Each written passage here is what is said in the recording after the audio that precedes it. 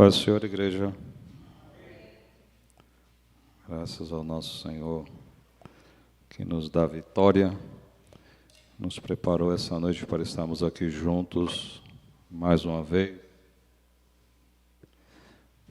na sua presença, para ouvirmos a sua palavra, para louvarmos a Ele, assim como já foi dito aqui.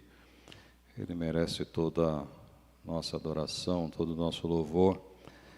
Já estamos ouvindo aqui algumas pregações falando sobre adoração. E hoje o nosso propósito maior aqui nessa noite é adorá-lo, A nossa adoração não começa e não se conclui aqui na igreja no horário de culto. A nossa adoração é a nossa vida, o nosso culto é a nossa vida, como a gente tem aprendido sempre aqui, Eu, como aluno na escola, a minha vida é um culto em adoração ao Senhor. No meu trabalho, lá onde eu trabalho, é um culto em adoração ao Senhor. A irmã que lida na sua casa é o seu culto em adoração ao Senhor. No trabalho, aonde quer que nós estejamos, a nossa vida deve ser sempre um culto ao Senhor. E que o Senhor esteja agindo sempre em nossas vidas, que nosso culto possa alcançar as pessoas onde nós passamos, aonde nós vivemos, aonde nós atuamos, que as pessoas possam ver sempre Cristo em nossas vidas. Vamos para a palavra de Deus, Romanos capítulo 7. Vamos ler do versículo 18 até o de número 24. Romanos capítulo 7, versículo 18 até o 24. Depois nós vamos andar mais um pouquinho alguns versículos, mas a base nossa aqui na conversa aqui nessa noite são nesses poucos versículos a palavra do Senhor. Todo mundo achou? Romanos 7, 18 a 24. Nos diz assim a palavra do Senhor: sei que nada de bom habita em mim, isto é, em minha carne, porque tenho o desejo de fazer o que é bom. Preste bem atenção, irmãos. Paulo que está dizendo isso aqui. Porque tenho o desejo de fazer o que é bom, mas não consigo realizá-lo. Pois o que faço não é o bem que desejo, mas o mal que não quero fazer, esse eu continuo fazendo. Ora, se não faço o que não quero, já não sou eu quem o faz, mas o pecado que habita em mim. Assim, encontro essa lei que atua em mim. Quando quero fazer o bem, o mal está junto de mim. No íntimo do meu ser, tenho prazer na lei de Deus, mas vejo outra lei atuando nos membros do meu corpo, guerreando contra a lei da minha mente, tornando-me prisioneiro da lei do pecado que atua em meus membros. Olha só a expressão de Paulo. Miserável homem que eu sou. Quem me libertará do corpo sujeito a esta morte? 24. Meus irmãos, durante esses dias eu refletindo sobre a palavra do Senhor, quando o pastor me convidou para a gente falar aqui nesta noite, eu estava meditando nesses escritos de Paulo e reconhecendo a mim mesmo nesses versículos de Paulo, porque a nossa própria mente trabalha contra nós, a nossa própria mente nos sabota, conspira contra nós. Eu até coloquei aí, não sei se está aqui na tela, O título, né, da nossa palavra aqui nessa noite, que é mais ou menos assim, né? Eu, o meu maior inimigo, talvez, ou eu, o meu pior inimigo, ou eu versus eu mesmo. É até, eu não sei como é que é na língua portuguesa, esse termozinho que se dá aí, não sei se é paradoxo, como é que é. Tem um termo que é uma coisa, né, que ao mesmo tempo que eu não posso falar que eu sou alto e baixo ao mesmo tempo. Então, esse conflito que existe dentro da gente, Paulo fala sobre isso, né? Então, talvez aqui fique esse título aqui para a gente meditar nesses minutos aqui. Imagine você, como Paulo fala aqui, guerreando contra você mesmo. Imagine eu desse lado aqui e eu desse mesmo lado, Paulo puxando mesmo Paulo para os dois lados opostos. E esse é o conflito que a gente vai conversar aqui nessa noite a respeito da palavra do Senhor. E os irmãos veem que Paulo não era qualquer um, não. É aquele Paulo lá, não é esse Paulo meia boca aqui, não. O apóstolo Paulo que escreveu isso aqui. Paulo, o apóstolo de Cristo, um dos maiores pregadores do cristianismo. Autor de, se não me falha a memória aqui, 13 epístolas. O Novo Testamento, quantos livros tem? 27? Isso, né? 13 são de Paulo, 13 cartas só. Paulo, todo mundo sabe da história dele, nascido em Tarso, né, na Cilícia. Hoje é mais ou menos ali a região da Turquia. Ele, antes da conversão, era chamado de Saulo, né, o nome dele em hebraico. Depois de convertido, muda para Paulo, é uma versão aí no latim. Criado em meio à comunidade hebraica, frequentou a escola da sinagoga. Paulo não era qualquer um, não. Ainda na adolescência, Paulo foi enviado para Jerusalém, para estudar com os melhores. Não foi igual o irmão Paulo aqui não, que estudou lá no Matarazzo, lá no Munhoz Júnior, não. Estudou nas melhores escolas, esse cara aqui, Paulo. Em Jerusalém, ele estudou naquele templo lá de Salomão, reedificado por Herodes Agripa, na época governador da Palestina.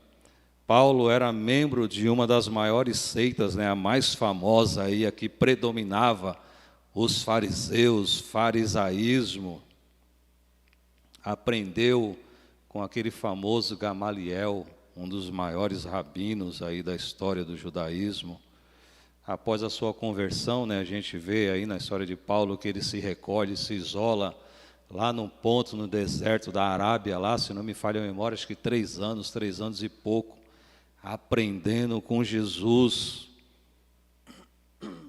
Além da Bíblia, Paulo, ele estudou, formou-se um doutor, né, na tradição oral hebraica, que todo mundo sabe aí, o forte valor dos judeus, conjunto que regulava todas as atividades da comunidade judaica. Em 64, após o incêndio de Roma, professor de história ali, ele ensina na escola isso aí. Roma, eu acho que foi Nero, né, que tacou fogo na cidade e colocou a culpa nos coitados dos crentes. E aí o louco do Nero foi para cima dos crentes, perseguiu e foi em 64, 67. Paulo foi preso, né, lá em Roma, foi levado para os arredores de Roma e em 67 Paulo foi decapitado. Isso aqui é uma pequena parte, né, da história da vida de Paulo.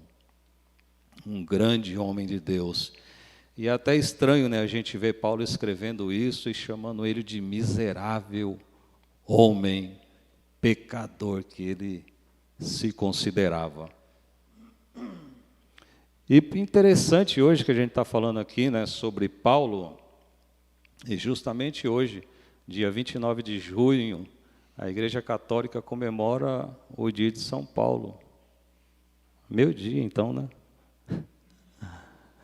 São Paulo e São Pedro, né, encerra as festividades juninas da Igreja Católica.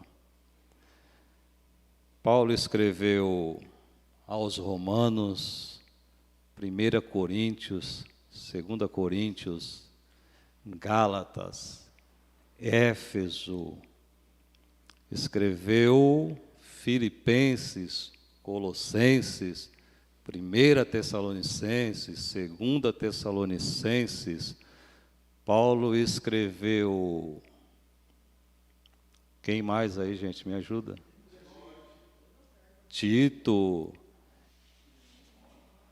1 Timóteo, 2 Timóteo, Filemão. E ainda, dizem, a tradição aí, de uma época era aceita, outra época não aceita, hoje já existe a dúvida que aos hebreus também, foi Paulo. Mas um homem terrivelmente usado por Deus. Terrivelmente usado por Deus, e escreveu esses versículos que nós acabamos de ler aqui para a gente meditar um pouquinho. E aí eu quero deixar essa pergunta aqui para nós nessa noite. O que fazemos, ou melhor, por que fazemos o que nós fazemos?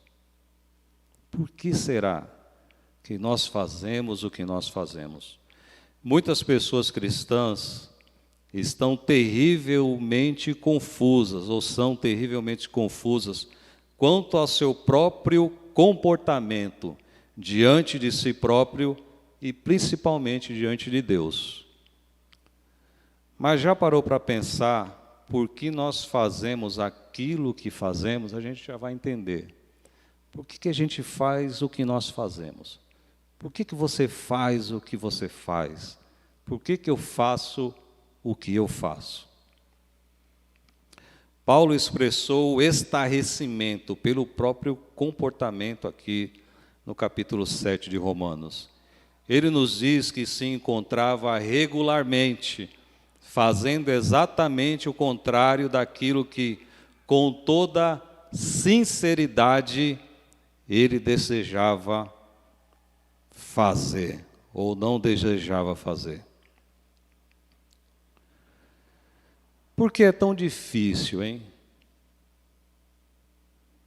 Não seria tão bom se fôssemos como uma máquina, o interruptor dessa lâmpada aqui, talvez? Simples assim. Vou mudar. A partir de agora eu vou ser outro. Não vou fazer mais isso, não vou fazer mais aquilo. Clique, mudei, virei a chave. O interruptor, o disjuntor. Seria tão fácil para não errar, não pecar. Ao observar perplexo seu modelo de comportamento, ele só podia concluir que havia alguma espécie de força dentro dele, uma motivação, aquilo que eu falei no começo, operando dentro da sua estrutura, da sua personalidade, que se opunha completamente às suas intenções conscientes e sinceras. Ele era sincero naquilo que ele decidia fazer, sincero no seu coração, nas intenções, e não é assim que acontece com a gente?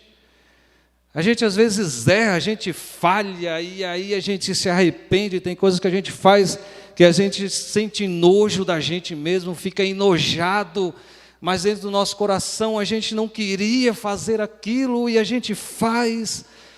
A nossa mente nos acusa, o Espírito Santo nos detona e nos faz lembrar e joga diante da nossa cara, aos nossos olhos, durante o dia inteiro a gente fica remoendo aquilo que a gente faz errado, aquilo que a gente fala de errado, aquilo que a gente deveria fazer e não fez, e a gente fica com isso na mente, no coração ali, a sinceridade diante de Deus, mas mais uma vez a gente acaba falhando, mais uma vez a gente acaba fazendo, e às vezes amanhã de novo, depois no outro dia de novo, e mais outro dia de novo, e sofrendo porque fazemos aquilo, mas no fundo, não queremos fazer. E a gente, às vezes, vai vivendo uma vida inteira preso, vivendo como se estivéssemos arrastando uma bola de ferro numa corrente na nossa canela, e aquele peso que a gente carrega durante uma vida inteira. Mas conscientemente, a gente é sincero de coração. A maioria de nós pode se identificar facilmente com o dilema de Paulo. Eu lendo aqui, não sei porque meu nome é até Paulo também, eu me identifico também como um pecador, assim como Paulo, aqui nessa noite.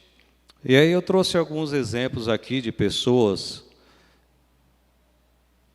Tem gente que eu até conheci nessa situação, crente até. Vejam só. Um homem, exemplos aqui, irmãos, um homem com seu gênio estourado, pretende sinceramente não mais perder o controle. Dentro de instante está gritando com a sua esposa, com a sua mulher, dependendo da situação, até quase chega à agressão. Mas porque ele a ama sinceramente, após esfriar a cabeça, se arrepende, fica angustiado, pede perdão, mas dias depois, semana depois, faz novamente. Por quê? 2 jovens juram com profunda sinceridade, lindo isso aqui, né? Se amar eternamente. Esses dias atrás foi o dia dos namorados, né? Até os casados agora colocam lá, meu namorado, minha namorada eterna, meu eterno. Nossa, minha mulher ficou até com raiva de mim, porque eu não coloquei no Facebook isso aí. Meu eterno namorado, minha eterna namorada, tão lindo, né? E aí juras de amor, paixão, namoro, noivado, aí estão lá diante do pastor, ou diante do padre, diante do pai, diante da mãe, diante das testemunhas, e juram honrar e cuidar um do outro, até que a morte os separem. Daí, poucos anos mais tarde, estão se divorciando. Se tornam os maiores inimigos. Mas por que se amam tanto? Depois de gritar com seu filho, uma mãe jura nunca mais levantar a voz. Momentos depois, o outro filho adolescente apronta algo e lá está ela com seus gritos, estourando os tímpanos de todo mundo dentro de casa. E ela promete para si mesma que vai mudar, que nunca mais vai fazer. Talvez aí um outro exemplo, um homem obcecado em pornografia. Um mal que tem crescendo com a internet. Sente culpa cada vez que vive seu mundo particular, obscuro. Mas as tentações são tão fortes que não resiste e novamente sucumbe. Com nojo de si próprio, destroçado por profundo remorso, ele promete a Deus que nunca mais submeterá sua mente a essas coisas, mas sempre falha. Um exemplo de mulher que trai o marido, aquele que mente, aquele que rouba, aquele que faz fofocas e intrigas, aquele que fornica, etc, etc, etc. Aquele que sabe que precisa orar, não ora e sofre porque não ora. Não é tão simples. Por que a gente não decide, a partir de amanhã, eu, Paulo Guzmão, vou orar todo dia, meia hora, vou orar todo dia, 1 hora, vou levantar 3 horas da madrugada, vou orar, e vai passando os dias, por que a gente não fala e não executa? Que dificuldade é essa?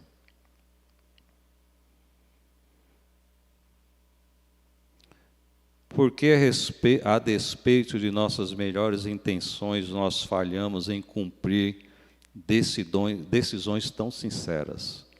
Porque fazemos aquilo que fazemos, mesmo quando conscientemente não desejamos isso. O apóstolo Paulo havia conhecido a angústia do conflito amargo que o dilacerava e o atormentava. Na sua vida havia duas leis, ou dois princípios dominantes em guerra. Suas faculdades e capacidades eram territórios ocupados pelo inimigo. E aqui a gente podia até trazer uma luz, jogar a luz em cima do texto, né, da parábola de Jesus sobre o trigo e o joio. Quando Jesus fala, né, no momento final, o anjo vai separar o trigo e o joio, mas pense no seguinte, nessa palavra que a gente está meditando aqui nessa noite, o irmão Paulo aqui dividido meio a meio, metade trigo e metade joio no meu coração. E aí, dentro de mim mora o Paulo transformado, mas ainda a velha criatura está lá, o joio. E se eu não tomar cuidado, esse joio dentro de mim cresce, sufoca o trigo, sufoca o bem. E quando eu vejo, eu estou tomado totalmente pelo mal.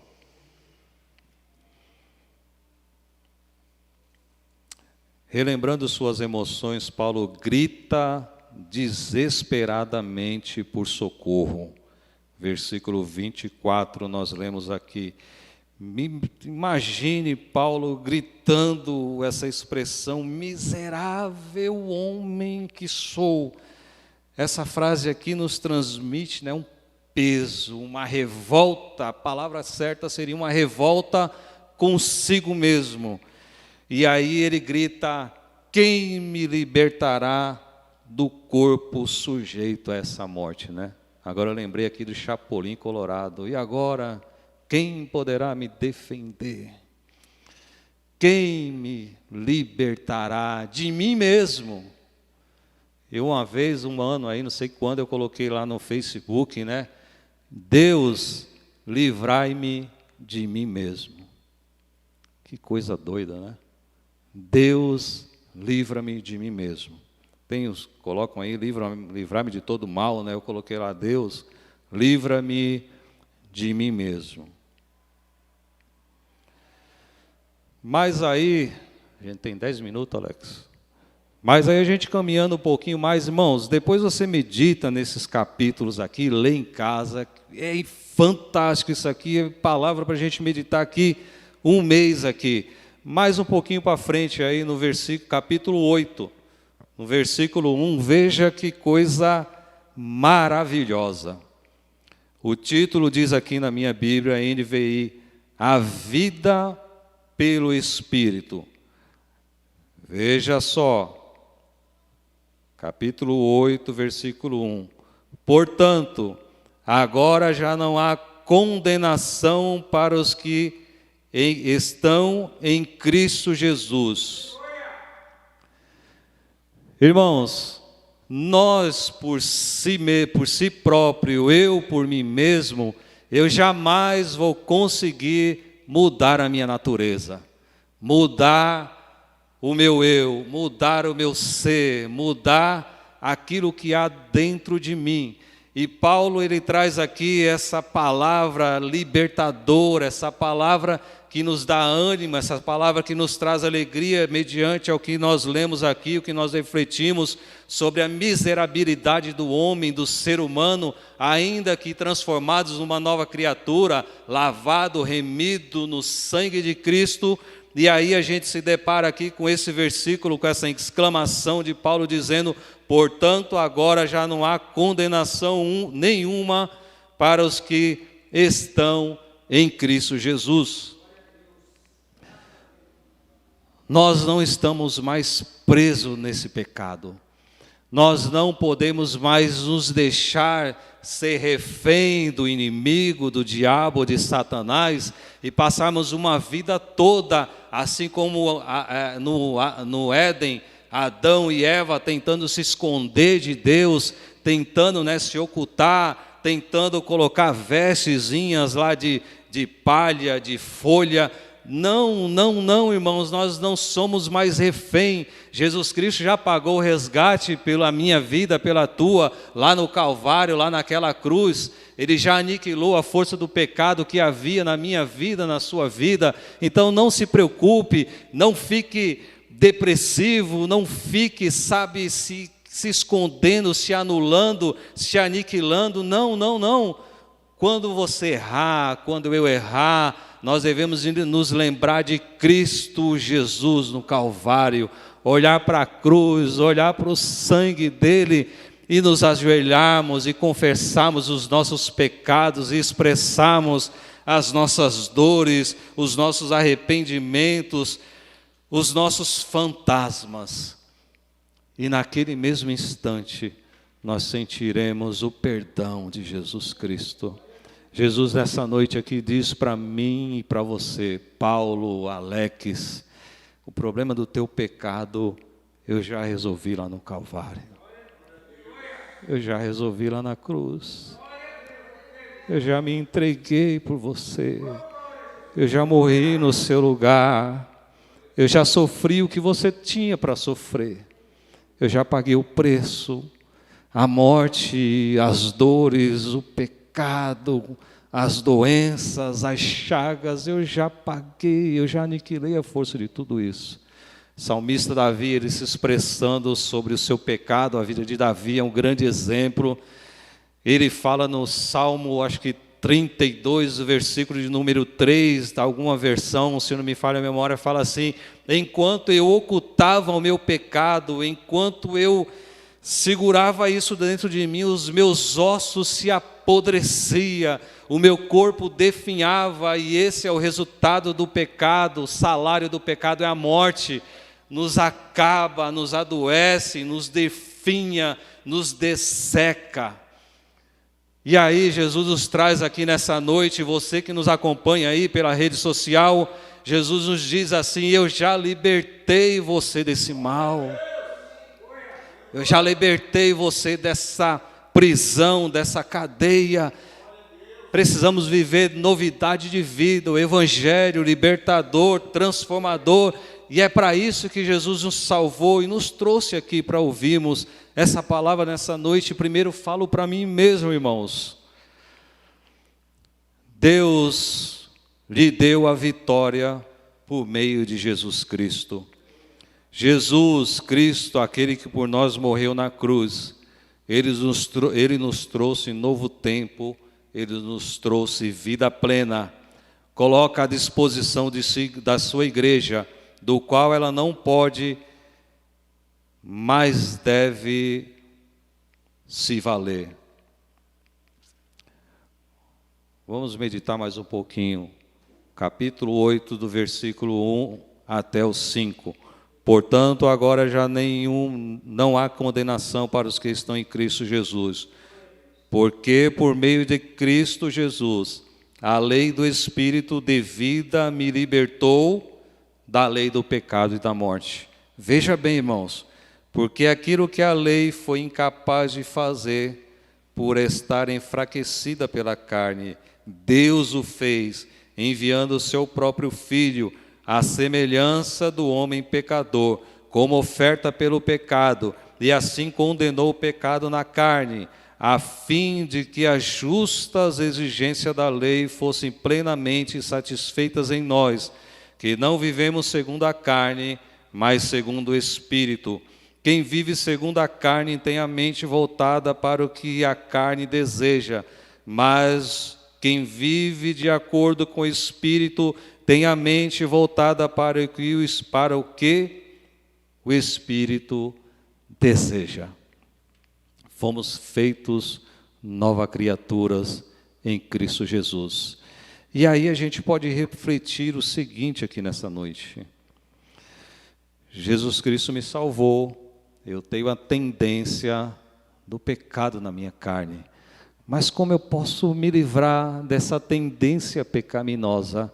É preenchendo a minha mente com as coisas de Cristo, com as coisas do alto, com as coisas que vêm dos céus.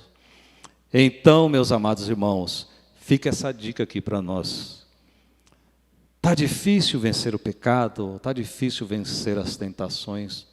Pense nas coisas de Deus. Venha ao culto sempre. Quando acordar, faça o seu devocional. Antes de sair de casa, ore ao Senhor. Senhor, vamos comigo para o trabalho, para a escola. Guarda a minha mente, guarda os meus ouvidos. 5 sentidos, né? Esse que nos atrai às coisas do mundo.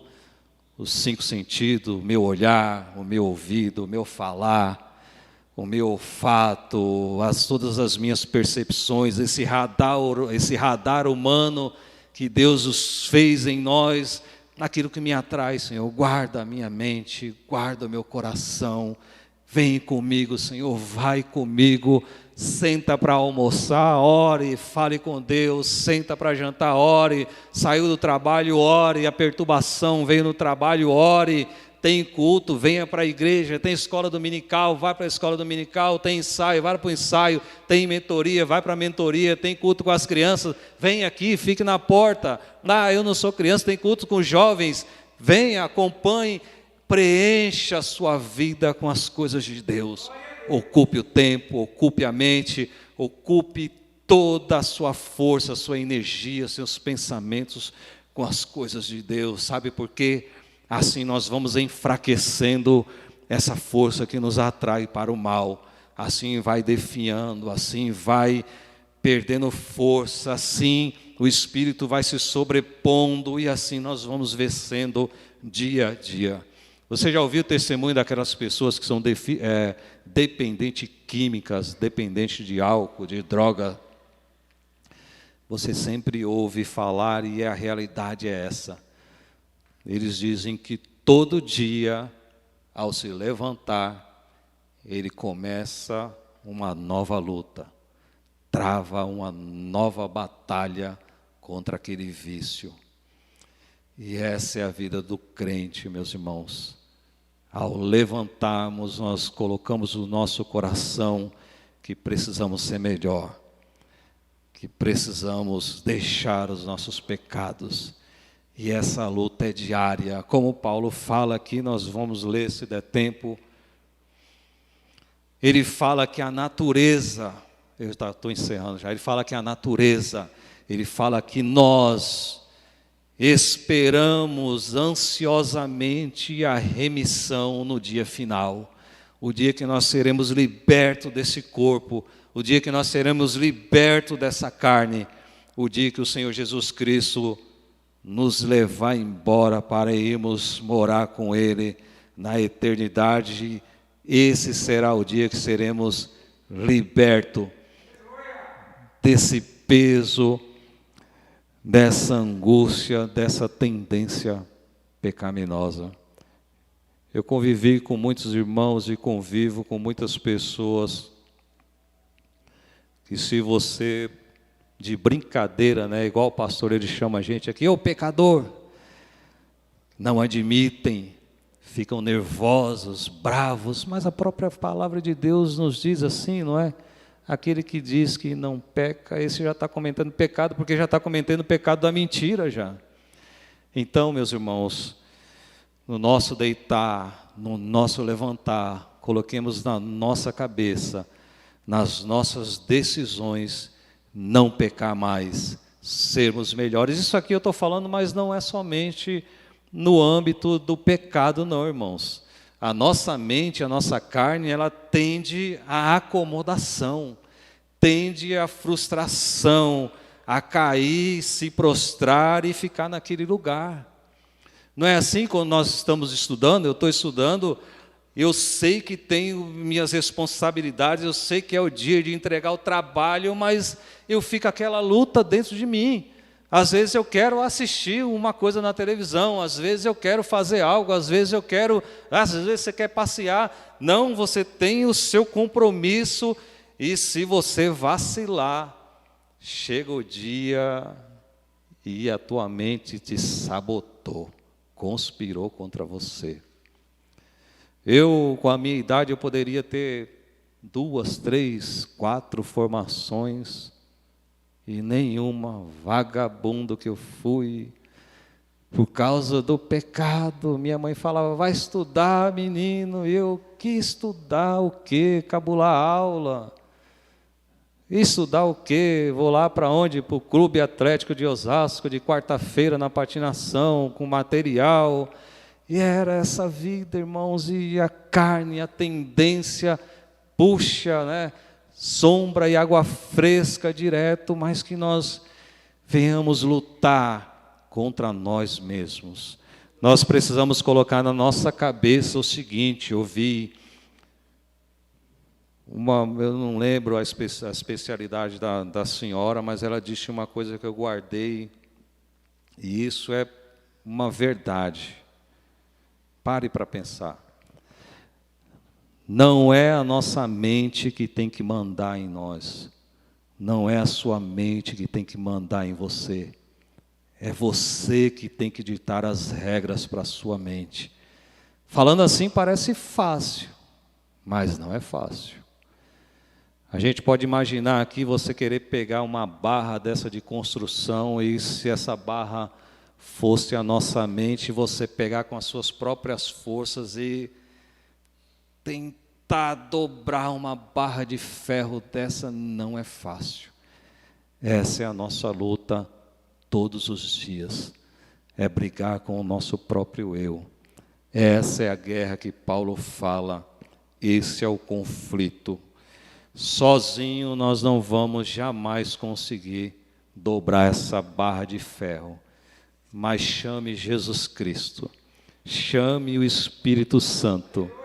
O Confortador, o Consolador, o Paracleto, o Intercessor, aquele que nas horas das nossas angústias, as horas que a gente reconhece o nosso erro e se prostra diante dele, às vezes nem palavras temos, nem envergonhados, cabisbaixo, nós nos prostramos, de tanta vergonha que às vezes nem palavra temos, mas o Espírito, aquele que intercede por nós com gemidos inexprimíveis.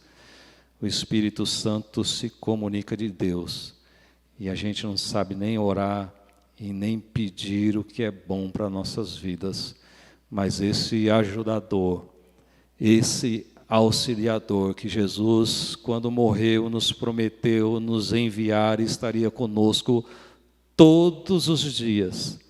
Ele vai te ajudar a dobrar essa mente pecaminosa, a dobrar esse gênio forte, a dobrar ou a nos limpar dos maus hábitos, dos vícios, das procrastinações, dos medos, dos fantasmas. Esse Espírito Santo está pronto para nos ajudar e nos fortalecer. E assim vamos caminhando, dia após dia, debaixo da graça, debaixo do amor, debaixo da ajuda de Cristo e do seu Espírito Santo. E nós vamos chegar lá. Já vencemos. Romanos, eu vou até ler aqui, irmãos, novamente. Veja só que coisa linda. Dava para a gente falar aqui muito tempo. Mas eu vou abrir aqui de novo, Romanos 8.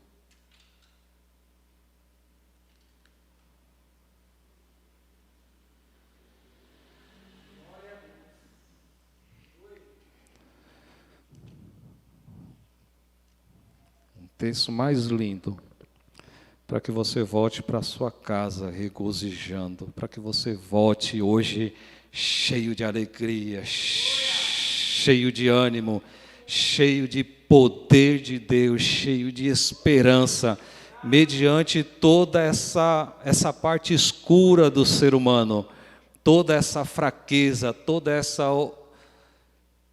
parte tenebrosa do ser humano, nós. Aí veja aqui o amor de Cristo derramado em nossas vidas, a vitória de Cristo sobre as nossas vidas. Romanos 8. 31 em diante. Escute bem.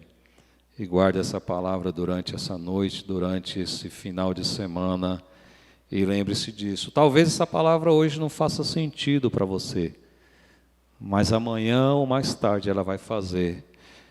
E quando você errar, quando eu errar, nós vamos nos lembrar disso aqui, ó.